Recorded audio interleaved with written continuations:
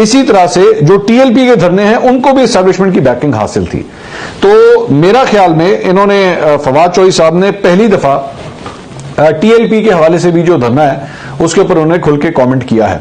अब टीएलपी का जो धरना था, जहां तक मुझे याद आता है, उस वक्त मुझे याद है फवाद चौधरी साहब ने बड़ी एक स्ट्रांग पोजीशन ली थी वफाकी वजीर होते हुए भी कि जनाब ये टीएलपी के साथ किसी किस्म के मुज़ाकरात नहीं होने चाहिए। मुझे अच्छी तरह ये बात याद है। लेकिन उसके उस वक्त अगर आपको याद हो एक कमेटी बनाई गई थी जिसने टीएलपी के साथ उस वक्त मुज़ाकरात किए थे और उसमें आपने शेख रशीद साहब को डाला था, उसमें आपने चौधरी सरवर साहब को उस वक्त डाला था। तो उस वक्त आपने ये क्यों नहीं कहा? आपने तो जाके उसके बाद उनके साथ एक मुआहदा किया था टीएलपी के साथ।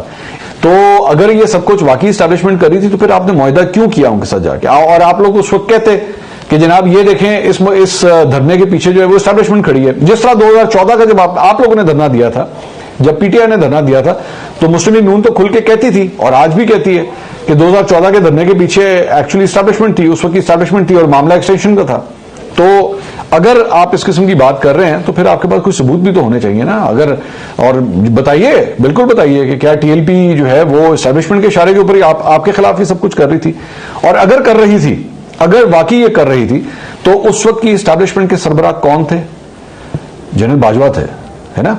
और अगर जनरल बाजवा थे और फिर जनरल फैज थे, जनरल फैज आईएसआई के सरबराह थे, तो क्या वो आपकी हुकूमत के खिलाफ ये सब कुछ कर रहे थे? और अगर कर रहे थे, अगर ये सब कुछ कर रहे थे, तो फिर आपने जनरल बाजवा को एक्सटेंशन क्यों दी? और जब दे दी उसके बाद दोबारा उनको ये ऑफर क्यों की? सबसे बड़ा सवाल तो ये है ना। इन सवालों के जवाब मैं उम्मीद करता हूं कि पीटीआई की जानिब से जरूर दिए जाएंगे।